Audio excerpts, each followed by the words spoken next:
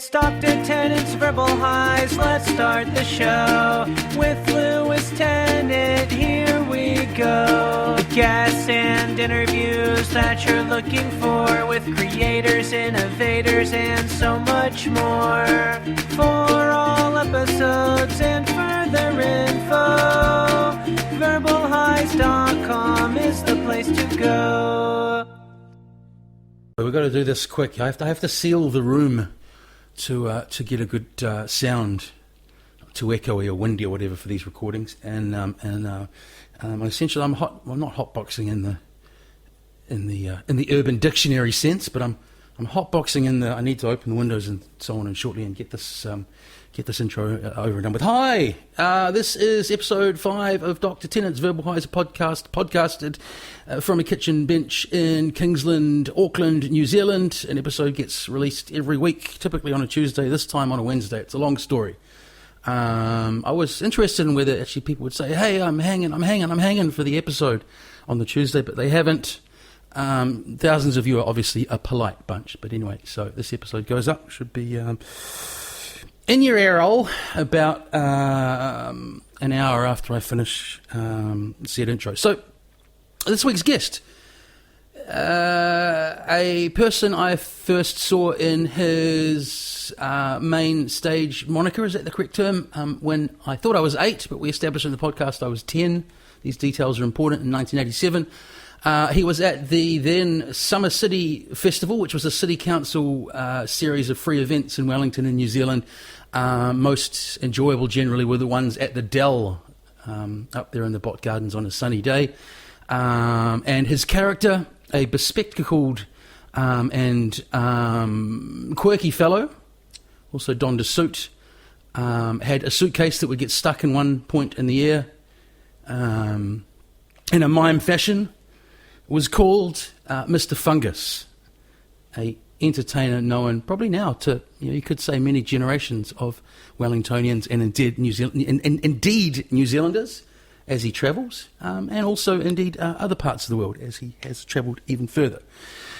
Real name Fergus Aitken. He's a director, performer, presenter, movement tutor, stand-up and mime. It took a long time for him to get in here to record him because there are 3 extra invisible doors I didn't know about in my hallway.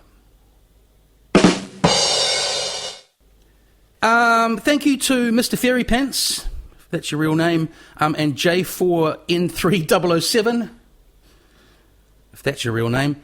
Some written feedback on iTunes about the podcast and the store. Lovely. If other people can do that, that'd be fantastic. If you could at least drop a star rating down, that'd be great. I'd like to get some presence on iTunes. It says I still don't have enough feedback, star or written wise, to have an overall rating. So I'm looking forward to that day. If you could just do that as a little bit of koha, a little bit of button pressing koha for listening, that'd be fantastic. We're back to the awkward satchel of segues. In other words, I remembered to do it this week, a nice simple one towards the end. I've had 2 listeners contribute once. Thank you. Watch me pronounce your surname wrong. Annabelle Michaelia, and also to Del Mitchell, 2 listeners who have chucked up some awkward satchel of segue questions on the Facebook page, which I have transcribed and put in the bag. And so they might pop up at some stage, Annabelle and Del. Now, some people last week said they were looking forward to the guest I hinted at, who was a female in her early 20s, rather than another dude over 40. She's coming. She couldn't do this week, so she'll be coming up in the next couple of weeks. Someone guessed who she was. The other 2 had no idea. Oddest piece of feedback on the Facebook page from a complete stranger before I even put an episode up was from Anthony Cabalin. I quote, never make eye contact when chewing on banana. That was on the 13th of November. Okay. I'll keep the intro brief this week. What I really loved about this podcast is Fergus got quite philosophical, not that other guests have, but I like that each podcast has had its own sort of particular flavour and feel, and Fergus and I, Fergus sort of philosophised a lot about some of the activities he's undertaken in the world in general, rather than us just kind of discussing those activities in the world in general. If that makes sense, if it doesn't now, we'll on the listen of said podcast. Also, at the beginning, if it sounds a little quiet, if Mr. Aitken sounds a little quiet, he does achieve my excited level of volume as we go on. Just had to warm up a little, so all will sound peachy, maybe about 5 or 10 minutes in. Someone complained about the double intro, about hearing me say who the person is during this intro and then saying who the person is or what they do in the actual intro when I talk with them. I'm not sure what to do about that. I kind of like having both, because the second one kind of affirms to the guest why they're sitting there and hopefully reminds them of a few of the things they have done in their time on the planet that we may reflect on. Anyway, overall, thank you for all the feedback. Please keep sharing, liking, subscribe to iTunes if you haven't. As I say, just some. If I could ask you for some free labour for this podcast, that's to give it some exposure where you can, whether it's sharing it on your social media page or telling people about it, or leaving those ratings, or even commenting on the boxes I have put on my site. It sounds like sounds like I'm doing a digital telethon of sorts this week. Okay, let's go. Christmas Sunday. Have a lovely Christmas, everybody. We'll talk about a Happy New Year's when I do the next intro. Ladies and gentlemen, Mr. Fergus Aitken. This is Dr. Tannen's Verbal Highs. Pull those up. All that stuff. You've got the time? I've got the time. Tick it in my head. So I'll do the same. That'd be awkward. You've got the time somewhere. Yeah, I do. It's 10 past. How's the coffee? Fantastic. Great. So this is the most planned part of it, which is where I say who you are. Can you dig? Yeah. Ladies and gentlemen, I have with me, and you can add to this or correct it or whatever, director, performer, presenter, movement tutor, stand-up, and mime, which I find quite fascinating because we're going to get to talk to a mime, which is kind of, you don't really often get to talk to mimes, do you? Meow. Mr. Fergus Aitken, who I know better as Mr. Fungus, one of his, or probably your original character, right? Not actually my original, no. Who's your original character? Well, I actually started with a whiteface mime company, so for 1984 till most of 1987, so that's 4, 5, 6, 7. For the first 4 years, the most popular kind of guys that I did was a whiteface mime. And what's a white-faced mime compared to... Because Mr. Fungus is a flesh-faced mime, right? Yeah. Mr. Fungus is a kind of a geek in a suit with spectacles and tends to be more awkward than obviously kind of stylized white-faced. It's often called the French style or the Marcel Marceau style. I was going to say, because like with, I guess, clowning, where there's some similarities, I think of kind of French clowning in that similar vein of being... so a bit more sort of serious, and there's slapstick to Mr. Fungus, isn't there? Yeah, sure.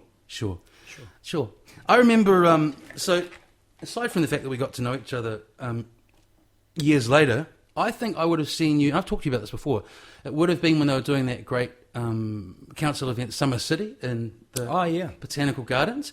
And this is where our age difference now, which is very small, probably seemed a lot larger then, because as far as I was concerned, I was probably 8 or 9, and there was you as Mr. Fungus, very much an adult. But then I did a little bit of reading about it, and you might have been only 18 or 19. So did that character come about that early on? And before I let you go on with that, this is a compliment and a contextualizing thing at the same time. I remember that super vividly, right? So you go to all sorts of stuff as a kid. So I was really struck by that character. That character really worked. And then when I met you later on, I knew exactly who you were based on the magic you'd kind of provided that first day I saw you. And then I'd make a point, if I saw you on lists of things throughout Wellington, to go and see that character. Because it's just such a sort of enjoyable character to be around, I guess. Cool. So When you say you saw Mr. Fungus as a little kid, do you mean the character with the suit and the spectacles? And the awkward briefcase that stays stuck in one place. The first time I did that character was 1987. Okay. I'd already been in the UK for one stint, during which time I pretty much I pretty much remained as a whiteface style mime character. Yeah. But I also was very heavily influenced by various other styles of performance, and so I came back at the end of '86 to Wellington, and I was around throughout '87, and at the very end of '87 I went back to London for 2 years. So at that point I had just started changing the guise and doing either or. But to be honest, one of the driving motivators, strangely, really, was a logistical thing, that it was just far less messy to have white makeup. To not have white makeup. Yeah. Yeah. White makeup, of course, white grease paint and black costumes are kind of enemies. And, so it was just comparatively so much easier to having used makeup as a kind of a basis for a character for a long time. It was so comparatively easy to be not using makeup. Okay, so that's the practical side, but that doesn't account for... This is interesting. So how the costuming affected the... That doesn't account for the personality change from the serious kind of whiteface character to... I guess... Did crowds' reactions influence how the character kind of changed over the years? Who is Mr. Fungus? Yeah, who is Mr. Fungus? Well... It's like a sassy advertising campaign you'd see around town for your next show. Who is? Yeah, I mean, I can't honestly say that I'm some really, really clever guy that's made this character incredibly different to me. I mean, I think particularly people that have known me well would see Mr. Fungus as an extension of me, the cheeky side of me, really. And initially, I was a silent character, and then, largely developed as a street act, in street performance in Covent Garden in London. Yeah. Where at times I would talk or shout, and at times I would try and stay silent. And various people that I actually still respect highly today always said it was better as a silent act, But then again, I'd imagine that would be a practical thing, because I've seen the buskers in Covent Garden, and just look, to get out of bed in London, you've probably got to have a voice, So was it to do with that? Just sort of, I'm over here. It's a real confidence thing to be able to really take people's attention in a giant big space without using your voice. But having said that, it's still one of my favourite things to do. One of the things that was a real driving factor in Mr. Fungus talking, apart from those times in Covent Garden where I didn't have the confidence to kind of hold an audience silently, I came back to New Zealand and in very end of '89, early 1990, and it was when New Zealand was celebrating the sesquicentennial year. I don't know if the largest failure of a trade fair I've ever seen. It was bizarre, but anyway, I was in London and I had I got a message from someone somehow to call this guy Johnny Leach at the New Zealand International Arts Festival. I gave him a call, and he said, "I've got one place left, if you're keen, for some slots to do some street shows as part of the International Arts Festival." Yeah, cool. This is when the Wellington Fringe was under the banner of the International Arts Festival, so it was quite different to the way that a Fringe festival is structured today. And he had a budget, it wasn't huge by that time. I was the last act, but I came back, and he also explained to me, I think it was him or someone else at the time, explained that I was saying, well, what's sesqui mean? And he said it basically means that every small town in New Zealand has a budget for entertainment. And that really rang a bell to me, that I should be at home. No, you should what? I should be at home, so I should get myself back home. Yeah. So I actually went back at the end of '89 with a return ticket to London, which I ended up cashing in. I didn't use it. Wow. After having turned up there twice on the bones of my butt, with very little money to spare, and just making a way. Because my mother was born in the UK, in Scotland, I was able to, I have right to abode, so I was able to turn up without a return ticket. So I'd already done that twice and had that sensation twice of like, God, I'm actually essentially trapped here.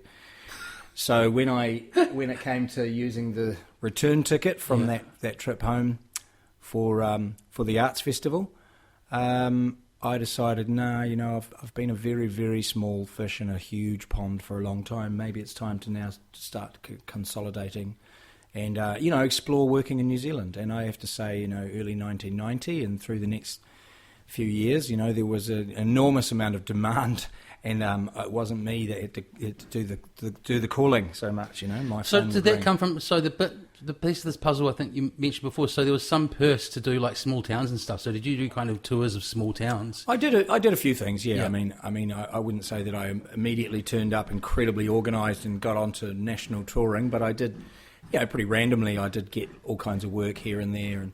As you say, the Sesqui itself was. Oh man! There was an event in Wellington called Sesqui, which was a giant. It was effectively. You remember the trade fairs in John Street growing up? Yeah. It was effectively the world's largest budget Newtown trade fair. It was like that, but without the audience. I mean, it was just amazing.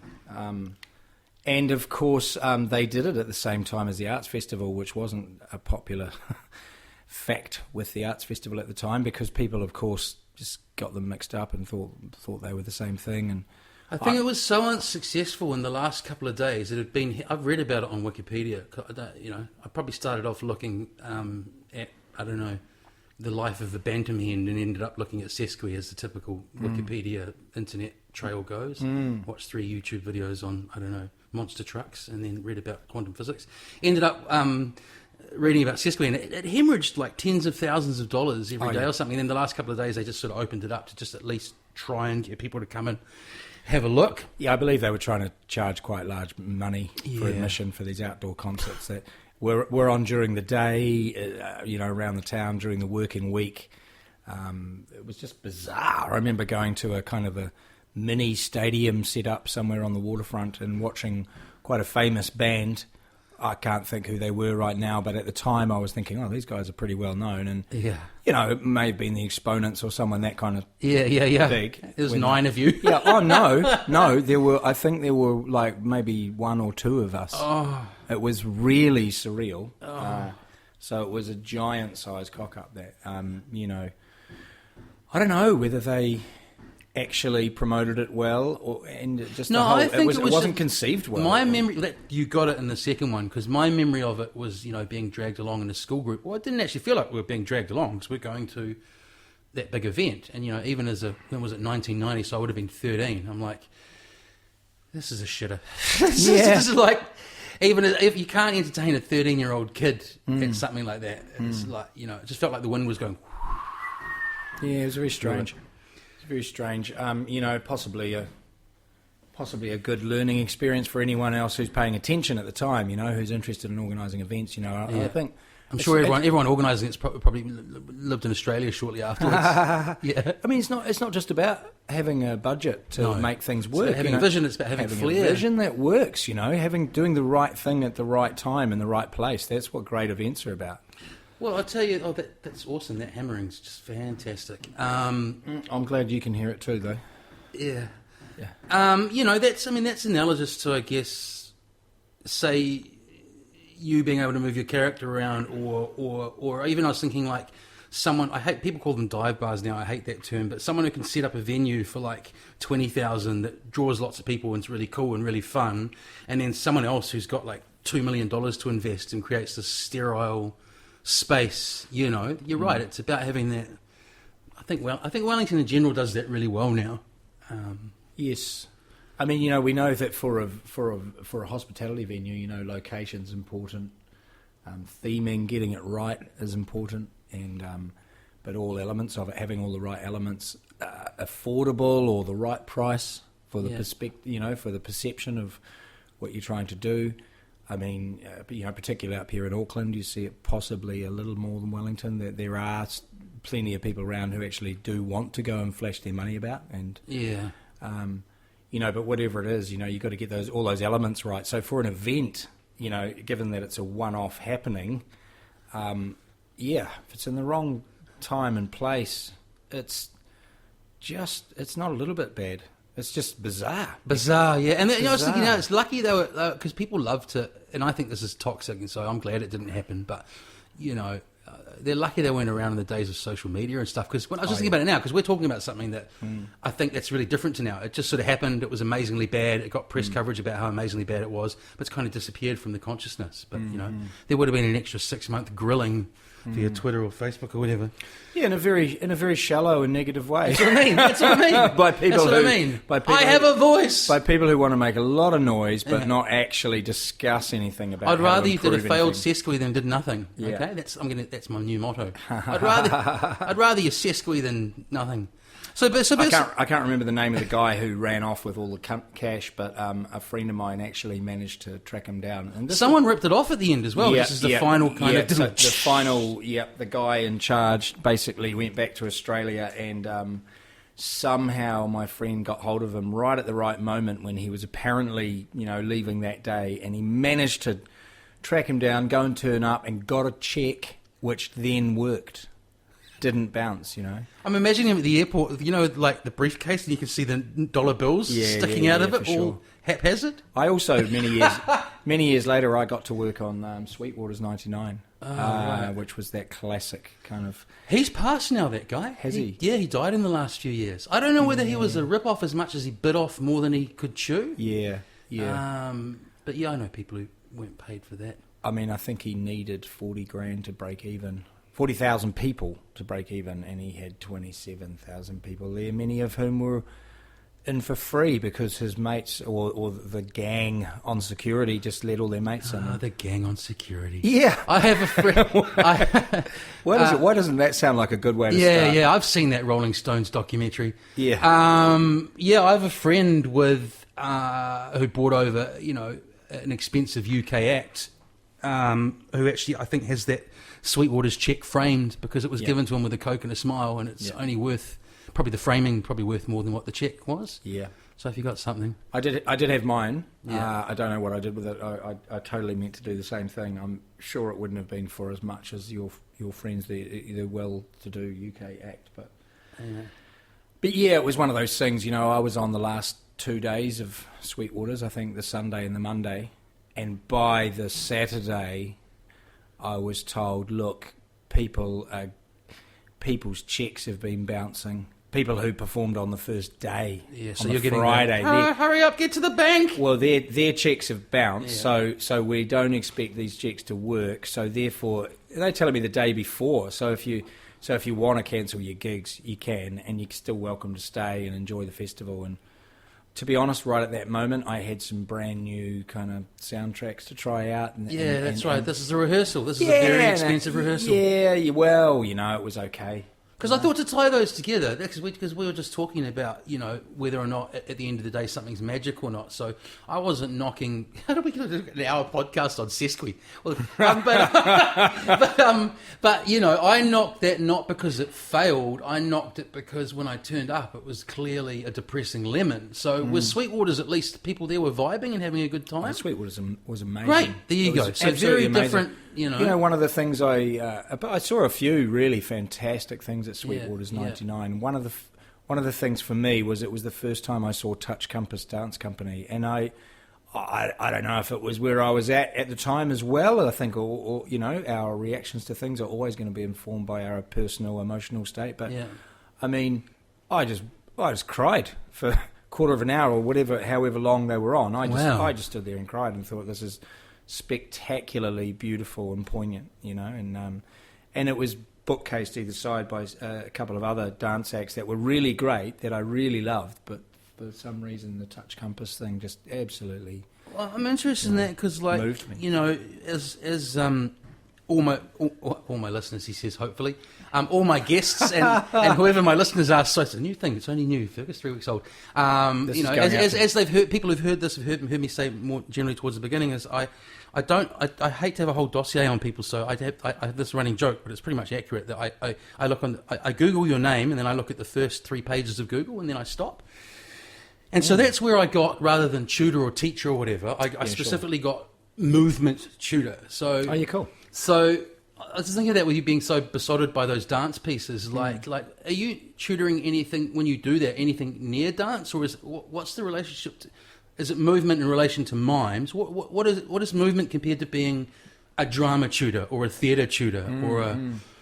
So it's great. So I started my career as a mime, as in I joined this mime company that were very specifically.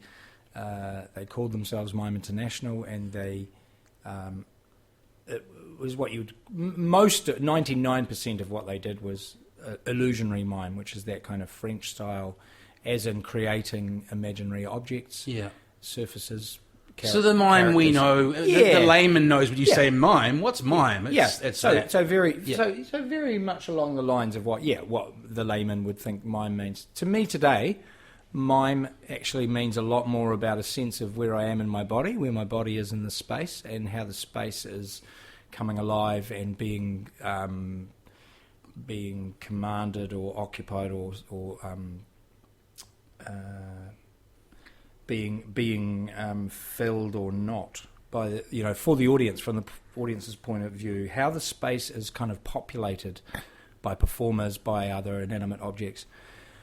So in terms of movement, yes, a great deal of what I can teach, and at times do teach, is along the lines of that illusionary mime stuff, where, if anyone's keen to learn the essential elements of that, then, I have a really solid foundation in that.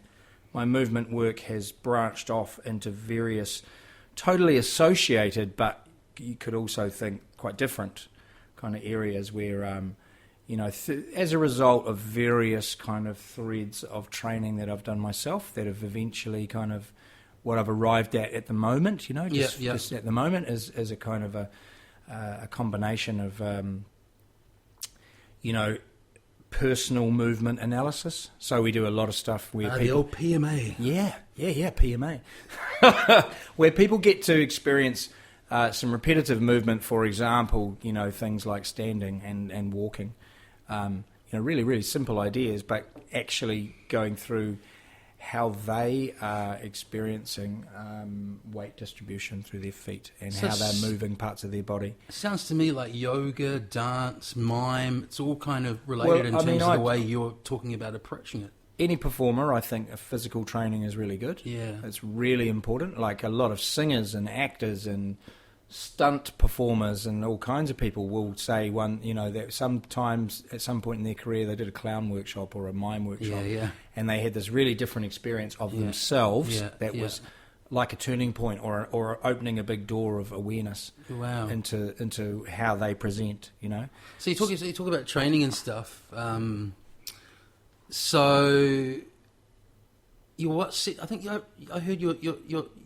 Good old Google again. You're the 7th of 8 children? Yeah. That's amazing. It's a big family.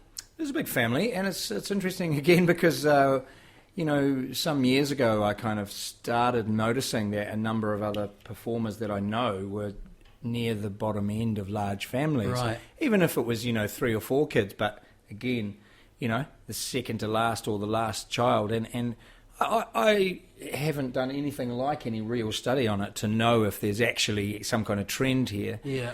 But, maybe you're like, hey, look at me. It's fascinating to me. Look at me, woohoo, look at that. That's amazing, Fergus. That's amazing, Fergus. This is me. I'm still here. Affirm me. Yeah. But what I mean, there's a large audience. But so we're relating that back to training. I mean, I've met plenty of soul-only children as well that, in really adult life. Yeah, you're one. So, I mean, I've met adult kids. I've discovered a number of times now people that I've known for years, and then I've suddenly realised that they're only children, and it's actually felt like, that makes sense. Well, my feedback from my family about, which I totally see as being symptomatic of being an only child, is apparently for better or for worse, I would sort of hold down conversations with all the adults when I was 8, obviously not with the knowledge and hindsight and wisdom of a 40-year-old or whatever, but I was this odd kind of... Comfortably, you'd be confident. Yeah, but maybe sometimes to my detriment, but definitely very much someone who's not had people around his age around him all the time. Yeah, Go on. I from a very young age was playing the fool, Yeah. being the clown, trying to make people laugh. I discovered at a very young age that was a way to get affirmation, I guess, to be included, feel part of. Yeah. My own personal story, I lost my mum at a very young age, when I was only 4. So, Wow. and I do think that has actually been an influential, factor in pursuing performing arts, and What's the relationship there, aside from such a traumatic event? How does that relate to performance? well, I think that, and I certainly don't mean to project this onto any other people who are No, people performers, like to but- hear about other people's Yeah, experiences, yeah, man. so- It makes pennies drop and Yeah, so on. so for me, I think it's likely that there's an element of truth in that I could have found some kind of affirmation in so not only affirmation, as in feeling worth, but also I think a major element of the human condition, which when I say human condition, I'm just talking about the absurdity and the frailty. I think the sort of things that humans struggle with really profoundly are largely about control, and so I think that's what fascinates me as to why people choose performance, and which is basically the art of some, whichever genre it is, getting people's attention and holding their attention, and then within that potentially manipulating their ideas and inviting them to think something. And So how does this relate to? So how does control relate to the passing of your mother? Is that a loss of control? Is that you trying to get all like Freudian? For a child, child to lose their mum at an early age, or actually at any age, but certainly at an early age, it's like having the rug pulled out from under you, and it's, you go a long way to find a stronger analogy to absolutely losing all control and feeling powerless over life, and I guess I have experienced a degree of that, However, and I can, hey, I don't want to sound like this is all grim and nasty. No, I think it's really honest and interesting. There are definite elements to my childhood that have informed who I am today, and so as a child, for example, sometimes I felt lonely, sometimes I felt really good on my own. Yeah. I've always been reasonably good at connecting with others and kind of making friends and getting on with stuff and that, but being okay when I'm just on my own. So that has definitely, throughout my kind of adult life, been a recurring theme. I've done so much travel and working on my own, and I've heard some other great performers really encapsulate this idea really well, that it can be quite a surreal thing to turn up somewhere on your own, as yet no one has a clue that you're there. It's like, so for example, this could be turning up in the street to do a street show, turning up at a venue, which is perhaps a little more construed because people are going, oh, that's the guy that's going to do that thing on that poster. But, turning up, no one has any idea, particularly, say, in a street sense, there's no expectation. And then the performer gathers this mass of people who are all united in this experience that the performer is creating and directing, as it goes, and controlling. Yeah. There it is, that word, controlling their experience. And then, so a great friend of mine years ago actually did this little interview in this film about this, which I found really poignant, and that was that, you turn up, you're alone, you create this massive vibe, and he's a very brilliant performer who has been a clown in Cirque du Soleil, and he's now a very successful filmmaker in the States. You create this experience, people go, wow, they do what you want them to do, then they, applaud, maybe they put money in the hat, and then they leave. And the performer is back to this being the sole person that's done their thing. I can relate to that with things I've done. Yeah. It can be a tragically lonely place, and it can be a really exhilarating place. Absolutely. And it just really depends on your outlook, if you're in a really positive space. Well, there's all the physical, you've released all that adrenaline, and there's all that's happened as well, and you've got to learn how to manage that. Look, and here's a great place to drop in, this. So the guy that I first started performing with, Robert Bennett, who ran a company called Mime International for many years, and he would have taken mime to places in the world that I don't think any other New Zealand-based theatre company has travelled as widely as... What's the company? Mime International. I was going to ask that before, whether they were New Zealand. Okay, so go on. Yeah. And so Robert, who I just visited the other day. You know, he's now in a hospital in Auckland, and I visit him when I'm up here. He had this beautiful thing that he used to often say that you know, in order for the audience to live, in order for the audience to get life from the performance, the actor must die a little each time. Yeah. You know? And that when I was, you know, that's okay a year in, but after 25 years of doing it, you've got to have some self-care measures in place. Absolutely. But when I was 18, you know, starting off with him, I didn't have a clue what that meant. Yeah. And I do now too. Today I get it. I get it too. Yeah. And so that relates to that sense of the exhilaration of the performance, and then you go away, and this can be, you know, after any kind of performance, there's an enormous rush about what you do, you know, but you go and meet stand-up comedians, or street performers, dancers, all kinds of people. You know, it can be a giant roller coaster because there's a sense of personal investment that's really incomparable. And the thing is that it's, you know, unlike other forms of art like a painting or a film, you know, and this is obviously it's a cliche to say this, but it's true. You know, it's all in the moment, and then it's gone, and then all that's left is people's judgments. That's right, and then you saying like, you know, there's a part of you in Mr. Fungus or whatever you're doing at the time. It's funny you bring up stand-up because you're right, it is similar, different to other art forms in that, like, you know, that style of stand-up that's really popular these days of the actual person being on stage sharing their experiences. Yeah. Actually, you do stand-up, yeah. So that's another thing that must be really curious when you kind of spew forth all that honesty and get all that response from strangers, and then, like you say, you're at the end of it. It's like, it's a cavernous space. It's a wonderful thing. Stand up is a fantastic outlet, and again, it can be a tightrope. I've got to get you onto some of these stand-up podcasts that have inspired this. The people, you know, there's a whole culture of stand-up comedians doing podcasts in the States and the UK. There sure are, and I have to admit, I'm signed up to a few, and I'm really crap at actually following up and listening to many of them, you know. And there are some local guys in Wellington that have been doing podcasts that are brilliant, you know. You know, I've listened to little snippets. I generally, instead of going, I know, I should actually do that sort of tonight after dinner when I'm going to chill out. I'll start in the middle of the day randomly. I'll start listening to something and then go, oh, this is brilliant. Oh, how long is it? Oh, okay. 2 hours. I'll put it aside and I'll never get back to it. The other thing with them is depending on what kind of website or player or whatever it is, I'm the same. I'll go, man, I'm so in this. Okay, I'm 32 minutes in, and then I'll come back 2 days later and I'll be skipping through the big long file going, was it 18 minutes? Was it 50? And I go, forget about it. Yeah.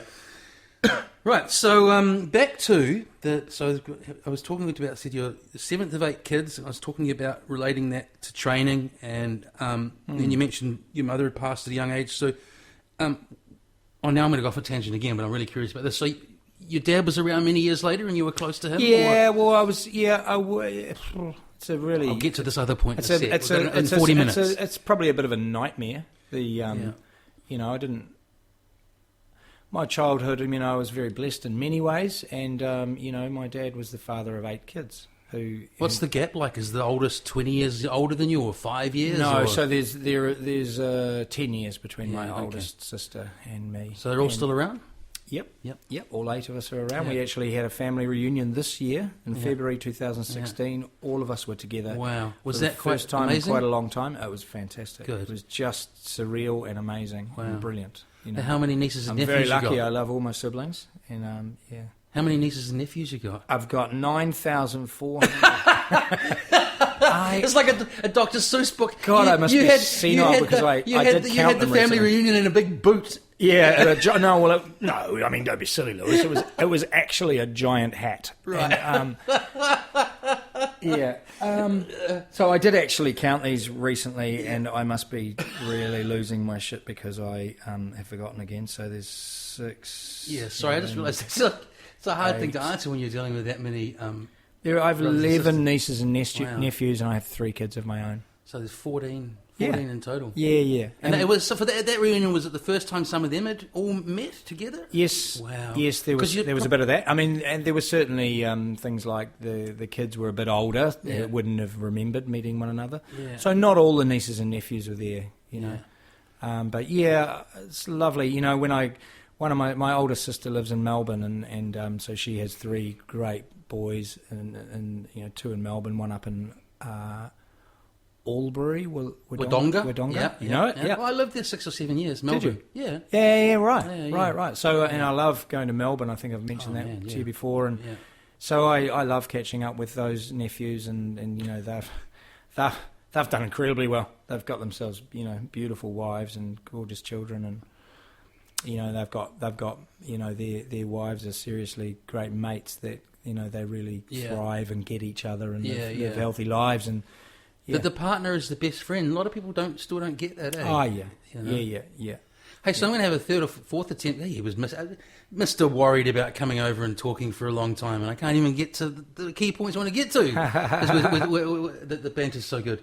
So get the seventh of 8 kids. Here we go again. It's what would it have been? 70s, 80s, say 80s, early 80s. You correct me on the time anyway. But you decide, especially in that era of New Zealand, I want to be a mime or a performer. Was it like from the family or people around you, like, what the fuck are you doing? Yeah. What? Yeah. You want to be a what? So it's not even a musician. You want to be as obscure as a white-faced mime in Wellington, New Zealand. Yeah, I'd done reasonably well at school at Upper Hutt College. I was pretty good at maths and physics. Yeah. And, you know, I got an A bursary. Yeah. I went to university to start the intermediate year for an architecture degree. And now you're going to pull an endless handkerchief out of your top pocket. No, well, an imaginary one. Come on, Lewis. The scenario was there was what made it happen was at orientation there was a band called Circus Block 4 playing in the Union Hall at lunchtime, and I really liked them. Yeah. And I'd just seen them 2 or 3 times already in the previous kind of couple of weeks. Yeah. Because I'd been, I was 18, I was partying a lot. Oh, I loved those years at uni. Yeah. I was party that summer. And I had already met lots of other people who were around that band and various other bands that were going off at the time. So it was one day at lunchtime in Union Hall, and everyone was going to see that, and I went, look, I've already seen these guys a couple of times, really, in the last week or two. So then I thought, do I really want to watch them again? And right in that moment, I looked to my right, and there on the wall was a poster saying Mime International in the Memorial Theatre. Wow, you remember this 12:30. So I think it was 12:30. Wow, yeah. Well, mate, it might have been... no, it was definitely to my right. And it might have been 12:32. 30, doubt it. But, so I went to the Memorial Theatre and I watched that show. And I literally walked in just as it started. And, so the lights just went down as I got there, and I sat on my own and I watched this show, and it was completely silent, not a word spoken. And it was very poignant. A lot of it was kind of ethereal and moving, but a lot of it was really, really funny and really touching, touching all kinds of very universal strings, of human experience. Now, I didn't realise all of that as I was watching it. You learn this stuff later on. That's true as well. That's right. At the end of the show, Robert Bennett, the director and the main performer, he came out and spoke. So they're all in black or black and white, and they've all got white face makeup, very kind of formal mime kind of makeup. And Robert Bennett spoke, and at that point, and he had an English accent, of course, because he's from England. Yeah. And right in that moment, it occurred to me that, like, whoa, this guy could have been from anywhere. Right, because I get what you're saying. Yeah, and it wasn't It wasn't. I don't think. I can't remember clearly. I don't think I was consciously wondering where they were from. Yeah. But as he spoke, it just occurred to me that, like, he could have been from anywhere because the kind of things they were doing were real common human experience. It wasn't. Yeah. The language almost would sully that experience. There wasn't anything that stood out to me that was kind of like, well, that's definitely about Wellington, New Zealand. However, of course, you can do things that are very, very topical and current and relevant. But, there was something about that gave it that initial appeal for me that made me think, I really like this. This is powerful. This is a potent form of theatre. This is about human experience. So I'd gone from having an interest in clowns and performing arts and things, but not a very... I'm Fergus Aitken, I have an interest in clowns. But not really an active involvement. I mean, I'd like to see that on a CV. My best... interest in clowns. Yeah. Now, I'm not actually a performer, This is my pitch for the accountancy job. Clowns. Clowns. I'm afraid of people who are afraid of clowns. That's my specific. That's my fetish.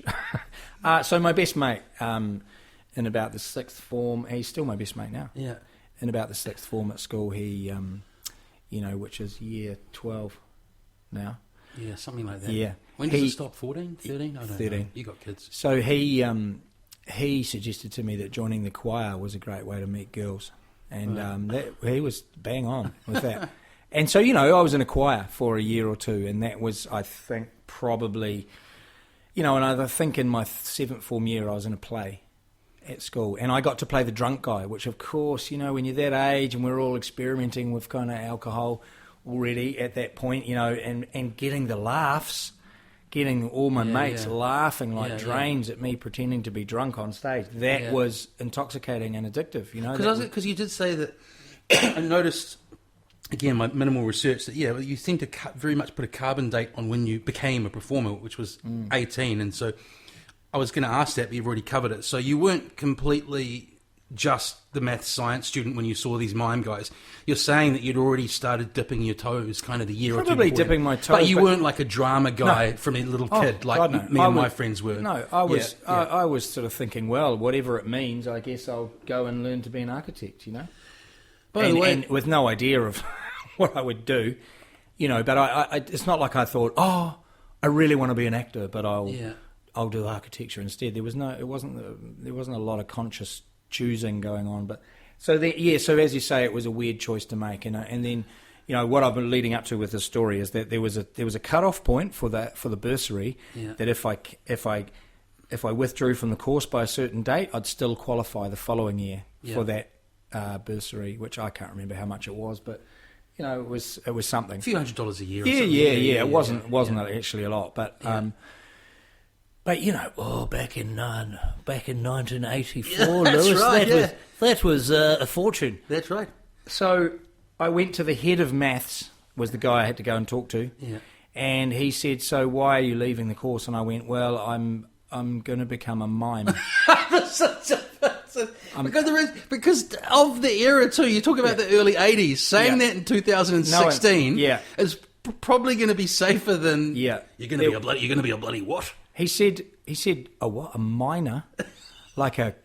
He was thinking a coal miner. Yeah. And I'm like, this is a trade. I'm going, no, a mime.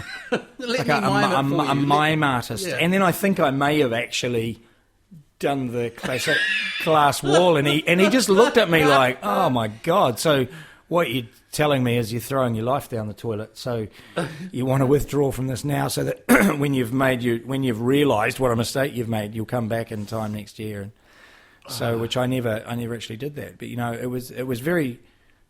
I mean, it was an exciting time. At the age of 18, and my best friend Steve Aitken, no relation, also joined the mime company at the same time as me, and we immediately not the high school best friend, another best friend. Yeah, the high school best friend. Yeah. So we were at the same. It was alphabetised from 6th into 7th form. So the Aitkens, we ended up in the same class. Oh wow! So it's classic to actually realise a few years later that some of my best friends from school have surnames starting with A or B. You don't know what any of those W people. What are they doing? Well, they're a bunch of W's, aren't they? So to close this, that's right. Hang around the bloody Y's. So to close this story off,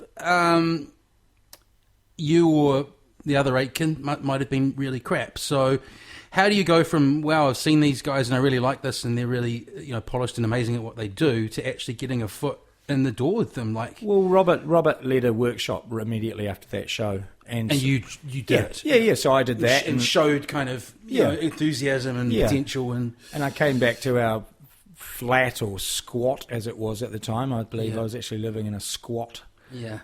Which was an unusual thing in Wellington. Yeah. But actual place with the electricity illegally wired and no rent. All the stuff. Wow. Yeah, we were supposed to pay. Whereabouts around uni? No, down in a place called Crosby Terrace, which is now Victoria Street, along where the mill is. That's now a Tupper's bar. I'm just, It just no longer exists. It was So, I did a workshop with Robert, and he immediately said, well, if you're keen, you're welcome to come up. This is when I do mime classes at the Teachers College. I'm told now this was probably illegal. I shouldn't really have been attending mime classes at the Teachers College, but I did for a year and a half. Yeah. And, And New Zealand audiences became the better for it? yeah, well, in a very short time I was in his company. That's And amazing. Steve and I were both in the company, and we would be touring schools and going around the country and touring, schools and theatres and festivals and events. And it was an amazing way to get a real kind of break-in experience to a whole range of kind of different types of performing. Steve's still a performer as a profession, as it were? No. Yeah. So Steve's been a teacher. He's a school teacher in Otaki now. Yeah. And, so he tells me, Drama teacher or just general? I think he can teach drama. He's been a media studies teacher, Yeah. English, music. They're all under his belt. Yeah. I'm not actually sure what his title is right now at Otaki. If he might be media studies, he might be music, he might be English. So Is that vague enough for you about my No, best it's good. friend? Yeah, that's right. Yeah. He he- doesn't even know how many nephews and nieces he's got. No, Okay. not without counting So on my three hands. What do you call your dubious intentions with joining the choir? I actually saw Samuel Jackson on Norton the other night saying that he was a cheerleader at school for the very same reason. I tell that story because I just think, what a terrifying cheerleader. Well, there are a lot of. I just so don't enjoy. Do you want to stand up? You can just move the mic up. I'm going to say these aren't the greatest. Speaking of movement and body, these aren't the greatest stools. Move that to the sides too. I'm not a big one for reading or watching Hollywood gossip, but sometimes it's actually quite fascinating. Some of the stories, the big stars that we see today and where they've come from and how they made their break in as such, and I'm a real believer that whatever kind of event you're involved with, whatever kind of gig you're doing as a performer, the point where you decide how well you're going to do is the way back at the bit where you decide whether or not you're going to do the gig, and then you try and do a good job. I'm not saying that I've always done this, at all. I'm not saying who's got a perfect story of everything, life, the universe. I'm not saying I've always applied discipline to what I do. No way, Might have been a little boring if you had the whole way. Exactly, but I'm a big believer in that thing of like in New Zealand, you never know when you could be at some kid's birthday party doing something for less than you'd like to be performing for, but it's the most magical day. That woman in the back corner who's looking really interested, she could in fact be the biggest film producer you've ever heard of. Yeah. Thinking, gosh, you'd be perfect for that part. Yeah. Does that sort of thing happen? That sort of synchronicity? Well, it hasn't. No. No, that hasn't happened to me. But this is New Zealand, Lewis. Come on. Oh, look, I've definitely had plenty of jobs leading one into the other. Somebody's seen me at something, and then they've gone, "Oh, do you do this kind of thing?" And of course, here's my details. Yeah. It's quite funny. I've got new business cards underway. I don't have one to give you. Okay. But people tell me, "Oh, no one does business cards nowadays." And bullshit. It's crap. If you're on, no, There's plenty of situations where neither of you have time, and you could kind of go, "Yeah, sure," and sure, I'll put my details. Well, the other thing is, as you, I know, based on what you're saying, you would have already thought about this. Is someone with the best intentions might wake up with your name in their phone, and then 2 years later, when they're going through their phone, they'll be like, "Who the fuck is?" If they've got the card in their pocket, when they wake up, it's like, okay, that's a point of reference to. Yeah, it's just one of those things. It's more about the moment that you're handing over the information, to be able to go... Analog, baby. Yeah, well, it's, the moment that you're actually going, here are my details. Yeah.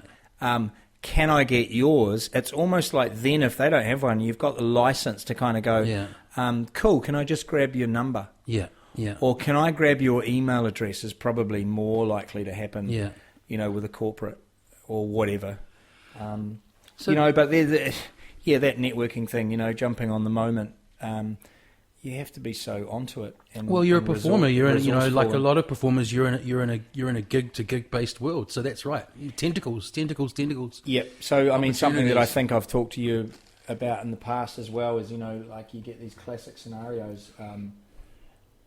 So many times after a gig, someone's gone, "Oh, that was fantastic! God, I loved this." Blah blah blah blah blah. They're basically raving, and then I'll be going, "Hey, cool! Can I get you to write that sentence in an email, or can you testimonial? Yeah, that kind of moment." And of course, the moment's gone. Like the next day is hard enough, but if I can't get hold of them the next day, it's just bizarre tracking them down. I mean, a number of times I've actually gone and written what they've just said. I was just going to say that. And emailed it back to them, and then hassled them until they go, yeah, sure, write it. And there's another thing is that, even though I might be hounding them, if it's in a kind of respectful and I know what you're saying. Professional way, people don't mind a bit of perseverance. I think perseverance has got to be the thing. You're thinking of being a freelance performer, and if you don't like networking, if you don't like actually meeting people and talking to people and communicating, good luck. Well, I've seen a lot of that over the years, and you know what? Sometimes, if it's a person who's really great at what they do, I really feel for them, in that, if they they do whatever thing creatively or artistically they do great, but then they're kind of this sort of. They just can't do that stuff off stage, It's unfortunate. A lot of absolute greats in all areas of performance. So, I'm not going to use the word fruitcake, but I just have. But very eccentric and very uncomfortable people. Have you ever seen either John Cleese or Rowan Atkinson talking about what comedy is? Oh my God, they're so awkward. Paint drying. They're so awkward and painfully kind of serious about it all. Yeah. And yet, as you can see, these guys totally know what they're doing, and they're genius at what they do. They've both got what I would have to say is a genius. Now you talk about Rowan Atkinson, you got me thinking, do you think he's got some background in training and physical performance? Because there is a kind of clown mime element to him, or do you think he's just kind of picked that kind of style? I should actually know, because I have read about him at some point. I believe he worked in Cambridge Footlights for a while.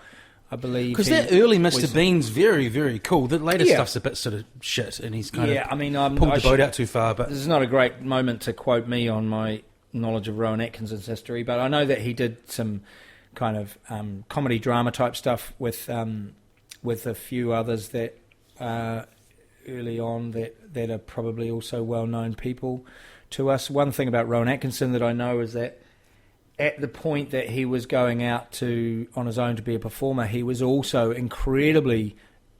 always interested in vehicles, and he actually... You mean actual petrol-driven vehicles, or vehicles for his success? Yeah, no, well, actual motor vehicles. He's always been, really into that. And he actually, his whole plan, I'm not sure how far he got with this, but he wanted to start a staging company and a production company with big trucks. Because he had worked out already after the first few years as a young person of sort of fooling around that the people who get paid are the ones who provide logistics. The people who put the infrastructure there, they're always going to get paid. Like if there's any question about the profits for after a gig that might go towards the performers. True. It's like the roadies get paid, man. Yeah. The lighting company's not doing it on, they're not sharing the risk. You do a concert, say this would happen in rock and roll as well, like the people who provide the infrastructure, they've got guarantees. They're generally paid beforehand a lot of the time. They've got bills to pay, So, that's an interesting thing, and I think you started off with, don't quote me on my knowledge of Rowan Atkinson, but here's a really obscure... Well, in terms of specifics about how, about his actual training. I'm not sure that if he did a lot of physical training, but brilliant mind, brilliant silent performer, and I quite like the idea that he was savvy enough to go, well, I love performing, and I tell you what, I love performing so much, I'm going to be a trucking so kind of staging So he did start guy. The company?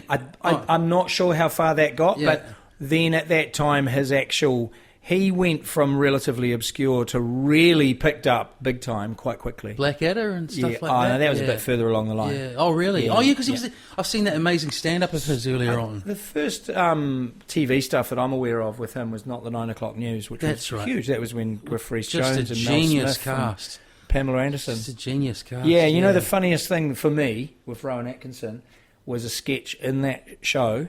And I remember this because it's so simple and it's all about timing. So it's a tracking shot from across the street, and you're just following along Rowan Atkinson. There's the odd car going back and forward, and you're just seeing Rowan Atkinson on the other side of the street on the opposite footpath, and you're looking at him, and he's just looking along, and he's kind of a bit kind of silly looking, and he's kind of it's like a precursor to the Mr. Bean look in a way. Yeah, he's just, a bit eccentric looking. Yeah. He's in his own world, and then he gradually notices the camera. Yeah. And he's still walking, and then he kind of looks at the camera again and looks away, and then he just looks right at the camera, and then right at that moment he walks into a lamppost. And the timing of The it, timing is like, and that's it. Yeah. That is it. That Yeah, is yeah. the sketch. Yeah. And the timing is so brilliant. It shows his timing genius. Yeah, shows his timing genius, and also some fundamental stuff about comedy. Like you can really, you can try and be too clever with comedy, and it's actually some of the magic of comedy is the simplest stuff and feeling the timing. See, that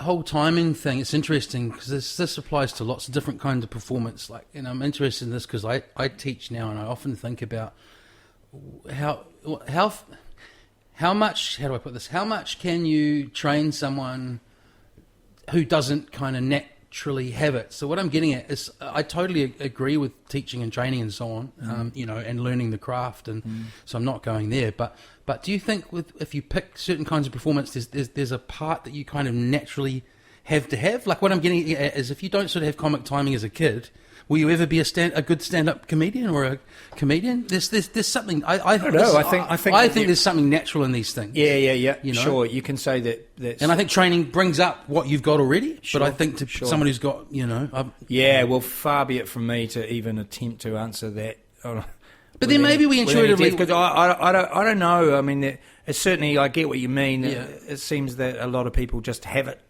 something naturally.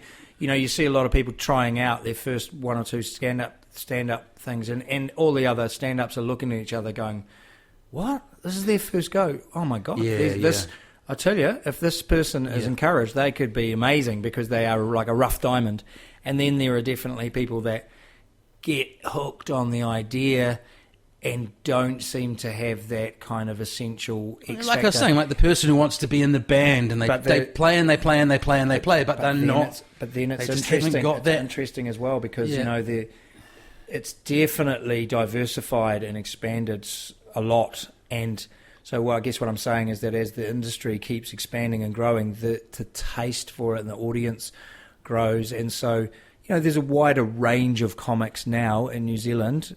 And and physical performers. There's a much wider range, I think, than there ever has been before. Well, I was going to ask about that. So you think that things like stand-up comedy and so on are actually there's more opportunities in New Zealand now than when you started out? Not so much. I didn't say there's more opportunities. I'm saying there's more of us. Yeah, there's more of us, but there's a wider range. I was talking to a guy the other night at a gig in Ponsonby.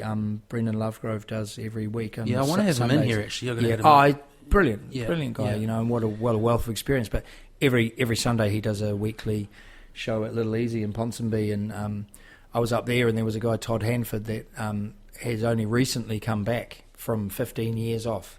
Wow, doing stand up, and some of his material's changed, and some of it's the same. And so yesterday I was talking to a mate of mine about this and about how back in the day, 15, 20 years ago when we were doing stuff, there was a lot more about shock value, and audiences bought that.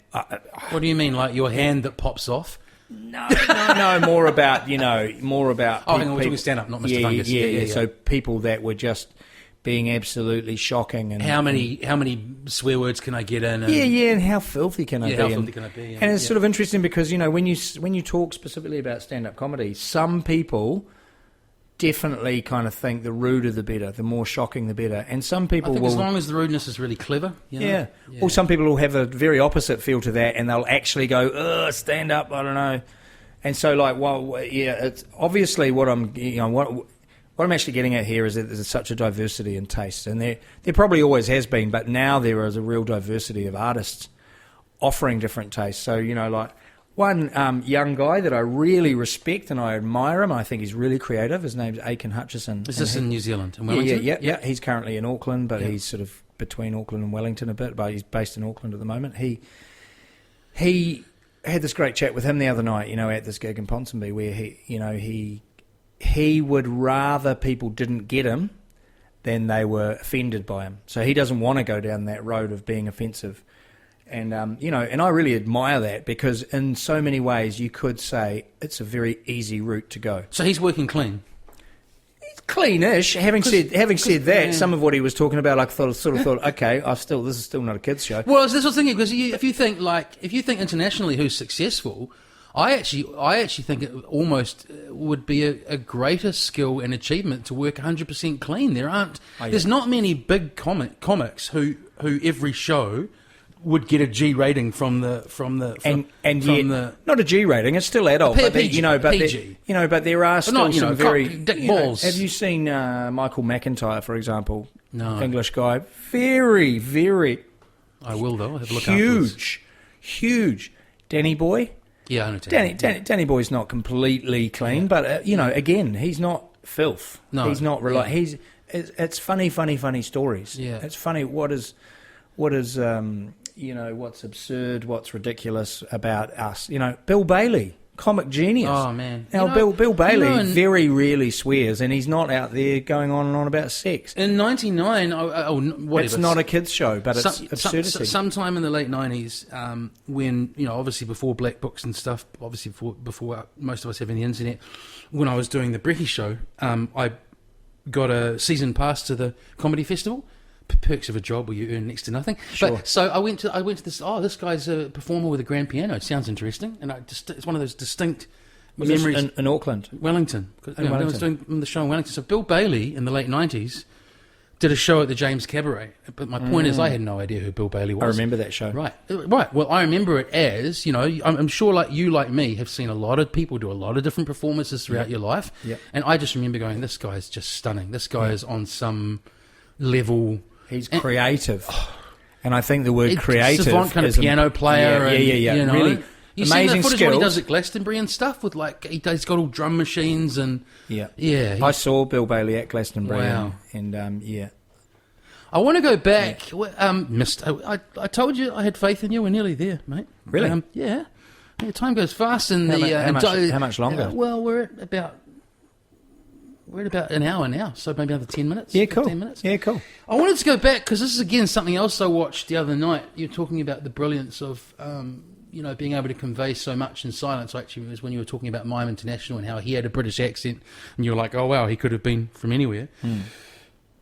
Another thing I distinctly remember seeing for the first time was before it had been on TV or whatever in New Zealand. I think was someone had a VHS of Wallace and Gromit in the 90s. Great.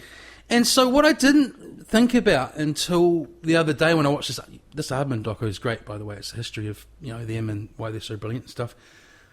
Is that's Gromit. I hadn't really thought about the brilliance of Gromit, which is moving plasticine eyebrows to create this character who never says anything, but you know exactly what's going on in his mind. The timing is so genius, and it's so minimal, isn't it? With Wallace and Gromit it's a really good example of people often in the stand-up comedy world. I've seen people mock clown and mime as though there's something inherently naff or cheap about it, and it's really easy to.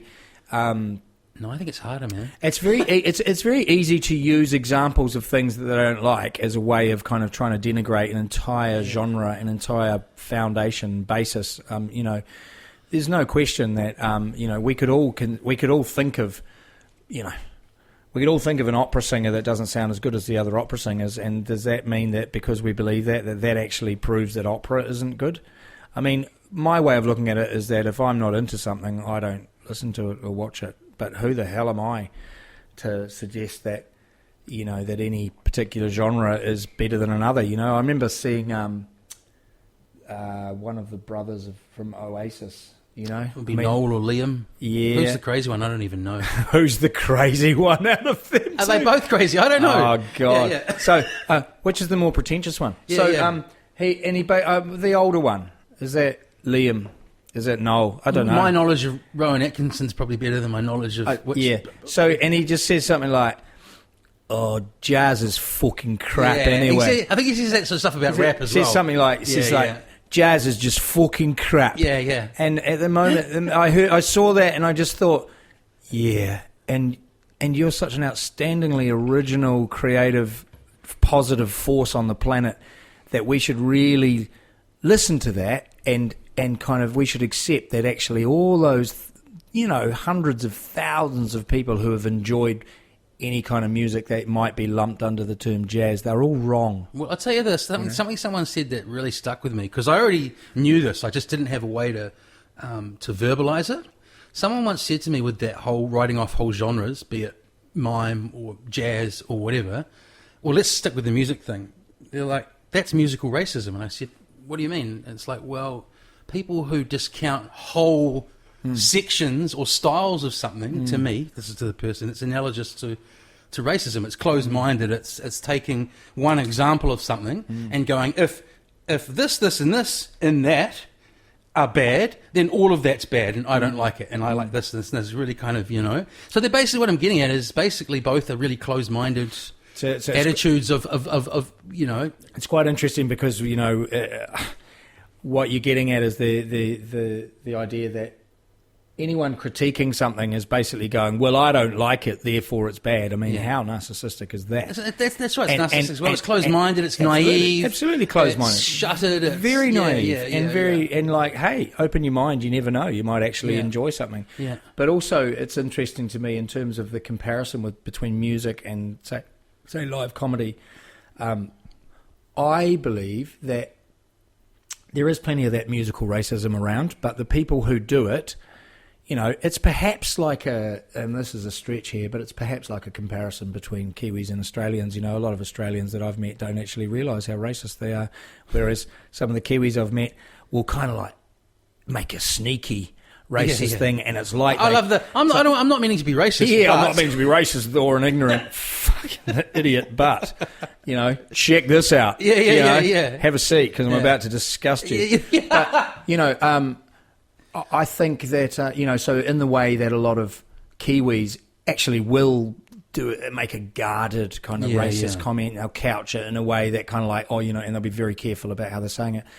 Like, so the comparison is, I think a lot of people will say that stuff about music, but very carefully, because it's as though they've got this inherent idea that they do actually know that, well, that's just my opinion, actually. Yeah. So somebody who's going, well, I don't like hip hop. I think they're probably more likely to say, hip hop's shit, in my opinion, or classical music. As if you can just, as if you can just take one of these terms and kind of like categorize things in such a sweeping way based on my opinion. But the interesting thing is that a lot of people seem to have no problem at all of applying this. This prejudice against comedy. Like, people will actually say, well, that's not even funny. But funny it's entirely subjective. Of course it's subjective. Yeah. So if somebody's going, well, is that funny? I go, well, is there any is there laughter? Yeah. Because that to me says it's funny to someone. And who the hell am I to say that those people are wrong? That's what I'm getting at with, with the, I think Liam, isn't it great, I don't even know which Gallagher it was. Right. Yeah. That's terrible. Liam Gallagher saying jazz is crap, and me thinking, right, so all those people that enjoy jazz must be wrong then because you said so. They're all playing a different song, all at the same time, in different tempos, in different keys, and they call it jazz. It's fucking nonsense. And so if somebody's saying, oh, but this comedian's not funny, like, well, what's the laughter you hear? But then what about someone like, I don't know how much you follow... A lot of people don't seem to feel the need to apply that kind of qualification about why they don't like something. They'll just actually kind of go, well, it's the fact that I don't find it funny is enough to say that's not funny. Yeah. Rather than, okay, well, that's not funny to me. Perhaps they're just too outrageous. Maybe they're too controversial. Maybe they're too cutting. I think they're racist. I think back to what we said. I think it lies more back in, a kind of a closed-mindedness, and to me, it's like that's the sort of thing I would have done at high school. Gone, well, I like this, and I don't like that, and I don't like that, and that's just that age of, you don't want to. How do I put it? Like you want to be, you're very tied up, you're very concerned about identity and how people perceive you and so on. Exactly. And right? that So identity, and then if it carries that's through to right. when you're 40 or 50, that's kind of sad. Yeah. And what is being Do you know what I open- mean? You know what is- I'm meaning there? What is, Like, yeah, absolutely. What does open-mindedness really mean? Yeah. You know, Well, it's not caring what people think of you and Exactly. and trying things out and going, well, I didn't really like that, but the rest of the audience did, so I know next time not to go to that, but I'm not going to get on my soapbox and... was it Plato or Socrates that was goodness. was it Noel or Liam or Plato or Socrates that really thought Wallace or democracy was it Wallace or Gromit? But one of those guys may have been Socrates, who thought that democracy was actually like an okay idea but a very dangerous thing, simply because people are more likely to vote for something along the lines of how do I stay popular with my friends. It's basic tribalism. Where do I belong? So I want to have the values that keep me popular with people rather than what do I actually believe. And he felt very, very strongly that the most important thing was to believe something and know why you believe it. So it's really interesting. We live in a world today where people have really strong beliefs. You mentioned social media before. People... Yeah. It's really all form. to put people into factions. We've got this us and them. It's all I hate form it. over content, So people very much want to identify with this is my particular kind of thread of belief, and then when you actually start to pick at it and go, oh, okay, so why is that? Well, for a start, classic Kiwi passive aggression. People kind of think, why are you being mean to me? Why are you questioning me on something? And they'll take it as being very like a personal attack rather than just like an honest, open question. So, I think that identity and the way that people's attach their beliefs and values to their own identity can be a strong factor in, the choices they make about what they like with art. And to be open-minded means to be in the moment and be teachable. And who among us is truly teachable all the time? We hold on to our values as a way of protecting ourselves, I think, and actually to be really open and kind of in the moment and going, well... But openness is tied in with fear. We're getting all existential now, but I can't be open all the time. So, a mate of ours, who I'm sure you'd know him, he's a music journalist. I suggested something to him once about someone I'd seen in an airport. It was very, very loud, a famous musician, and just very loud, and wanted everyone to notice that she was there. And he said, "Oh, look, just like all of us, she's a contradictory and inflicted, contradictory and conflicted individual doing the best they can for today." And it's really important to remember, that one of the dumbest things we can do is take ourselves way too seriously, and we're all just, as I say, to me, the human condition is about frailty and absurdity. I laugh when I see. Anyone, but including stand-up comics who are all about how cool am I, and but that doesn't invite me in. That doesn't include me. If your whole bit is about I'm cooler than you, that's like, well, that's very isolating. That actually disconnects us. Whereas if your bit is all about how absurd you are, I can relate to that because deep down we're all afraid that we're gonna, we're gonna trip over, or we're gonna say the wrong thing, or like. So I was thinking that. So with how well do you know Mr. Fungus? Then he's definitely absurd, but is he frail as well? Have you thought about who that character actually is over the years of performing him? Yeah. Well, I mean, I did so when Mr. He can Fungus be a little aggressive when he needs to get things going. Yeah, well, I used to be a lot more of an aggressive person than I am today. Yeah. We all have. Oh no, that wasn't. I wasn't revolutions. trying to. It wasn't so subtext to that, but commanding. I remember when I first came back from London in the kind of early '90s, in that time where I used to get a lot of gigs, festivals around New Zealand and stuff, and I remember somebody booking me for a festival in the South Island, and she came up to me and said she was really interested and got my contact details, and then she wrote me a letter saying, I really want you to come to festival, and I want you to promise me, though, on the condition that you don't do this or this or this or this. So you made a point of doing them? No. Oh. No, because I quite enjoyed White Cliffs Festival. Oh, we were talking about aggression, and Mr. Fungus's aggression, so I don't know how that relates to that. Well, because there were aggressive things that she really didn't want me to do. But she'd seen you do these things before? Yeah, she saw me do them in the street in Christchurch, and she saw that I could gather a big crowd and get them reacting. Yeah. And so she went, okay, this guy could work at my festival, but I have values, and I don't want him to point a toy gun at a child. You don't want to do what?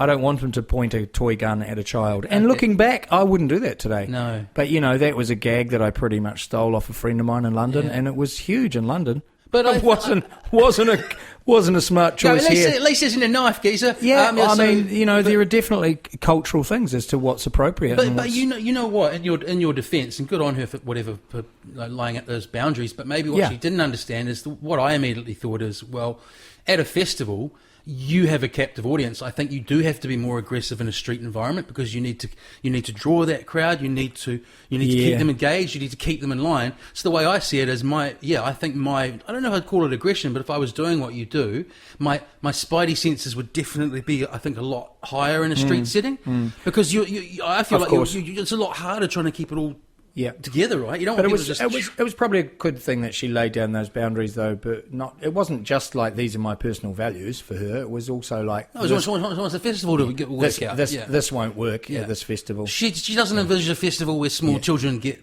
She wasn't saying to me to her credit. She wasn't saying to me, "How dare you do those things at all?" Yeah. She was just saying, I really like a lot of what you do, and I don't think those things are okay. Hey, so we're nearly there, and we spoke on the phone before you came, and you were like, I don't know if I've got that amount of time in me, Lewis, and I said, trust you, you will. Oh, well, it's nice to see you too, buddy, and we should definitely keep up a dialogue and just catch up more, I've been thinking about, I'll mention it on here. I've actually been thinking about stand-up. I've been thinking about dipping my toes in that. We can maybe talk about that another time. I think a definite thing, for anyone listening to this who's thinking, I want to listen to stand-up, I want to try stand-up, I would recommend, first off, go and watch lots of stand-up. Yeah. Go and watch a variety of stand-up. Yeah. See the things that really inspire you. Go to a few open mics. A classic one would be Tuesday. We had the classic on Monday or Tuesday night. In fact, Monday night I think is open mic. I've actually never been to it. It's Monday. Yep. So that's a good one where there'll be a whole lot of people trying out, and also Big Wednesday you'll get to see a whole lot of people who have passed that open mic stage and who are coming up with 7 minutes each. Yeah. But what you'll see if you go to a whole variety of events like that with a variety of things is you'll actually see people doing well, and you'll see a few people bombing, and I think that's a useful part of the experience. Totally. To realise that, people who are successful are the ones who actually didn't let the bombing get to them. Yeah. Because absolutely guaranteed, even anyone that you see up there who's a famous performer, they're going to have they're going to have a huge catalogue of really crazy experiences that they had to grow from. And that's been a really interesting byproduct of. So I listen to stand-up comedian podcasts, not just because I'm going to listen to stand-up comedian podcasts. It happens, unsurprisingly, because of the sort of personalities they are and being raconteurs and so on, that they make great podcasts because they can talk for a long period of time. But, a byproduct of that for me, has been getting a real insight because they talk like they're backstage. If you have two comics on, they often end up talking about the craft of comedy. Yep. And so, I've learnt a lot about exactly what you say about that, the first year or two you eat it, some people come back, some people don't. So before we're done, this always happens. I have more and more stuff I want to talk about, which is great. There's been no awkward silences. I still have the awkward satchel of segues, but it's never been awkward yet. So if you want to, just in the last few minutes, just put your hand in that bag. Don't worry, it won't bite. In that bag. Yeah. So there's a bunch of handwritten questions that could apply to anyone. They're not written for Fergus, but they're just to broaden. And we might do one or two. So what does that one say? The awkward satchel of segues. Oh no, I'm not actually single at the moment, Lewis. What? Who wrote that? Oh wait, no, sorry, I read that wrong. Does that say, what will you remember 2016 for? Gosh, so many new things. Yeah. So many new things. Right at the end of last year, I found a great flat that I now live in Wellington, and it's got a great outlook of the harbour and the city, and I love it. And you've conquered living with other people, and you've now got a space of your own. Space of my own because I travel a lot, and I really look forward to going home. How good is it getting home when it's just you? Oh, well, it's important to look forward to getting home. If you travel Yeah, all the time and you are not living in a place that you enjoy going back to, then that can be a bummer. Yeah. So that's, Yep. it's first year of that. More recently, things like a new, the sort of things that are that are all actually currently in the, still in the process, are a new doctor, a new accountant, a new agent. Yeah. So lots of new. Yeah. I've got a new girlfriend for the last Nice. about 2.5 months. A friend, and she is a great friend that I've had, for 5 or 6 years, and we've done a bit of work together. Cool. And so that's quite lovely. What else? I mean, That's a lot, man. Professionally, there's been some big highs, and I mean, gosh, I have a character, Piotr, that I haven't talked about. I wanted to. Piotr from Uzbekislavia. He's a complete dickhead. For the people listening, you might think, he's going to be kind of Borat-esque character, but he looked quite theatrical to me. He wears he's a delusional circus ringmaster, although that never really particularly comes out. Has he got a curly moustache? Yeah. He feels like he should have a curly moustache. Yeah, he does have a curly moustache, and kind of people. How old's he? I mean, I don't mean in his character. How old's he in Fergus performing him years? Well, I actually first created Piotr in 2010 as part of the world of wearable art as a roving character. So he had to be very family friendly and very he was just really charming / sleazy. I'd go up to groups of women and say, "Ladies, you look like a gust of gorgeosity has blown through the space." And here you are with those eyes plucked from the planet Diamond. Just bleh and crap. And that it was like deliberately cheesy, and they'd see the joke, and they'd actually kind of quite enjoy it. And then... At least that's my defence. That's my defence. And then a few years ago, probably another couple of years passed, and then a friend of mine started a burlesque cabaret show. Oh, he'd be perfect. And I had an opportunity to MC that. And so in more recent times, I have actually done. This is partly why I'm up here in Auckland this week. Is 3 gigs with Piotr, which are all corporate functions, circus themed. And so I've done a lot of burlesque cabaret sort of stuff around the country, and also in Australia. This year I went to the last few years I've done the New Zealand Tattoo Festival in New Plymouth, and as a result of doing that last year, I was picked up for a gig in Melbourne. They flew me over for the Rites of Passage Festival in Melbourne, doing Piotr in Melbourne. So I figure any character that gets me overseas, I think, with people inviting me and paying for me to get there is to me, that's a plus. It's something. Well, I think with the character... I managed to be in Melbourne in the right week for my daughter's birthday. So, things like that for me... She's living over there. Yeah, she has. That's where I want to cap it off. Yeah. I normally do more than one of those, but this feels like a nice kind of place to end. So, yeah, it's great to see you. Sounds like 2016. Like last time I saw you... I didn't perceive that your situation was like this, but you seem to have a bit more kind of self-doubt about what was going on. So it's good to hear you talking about all the good things that are happening.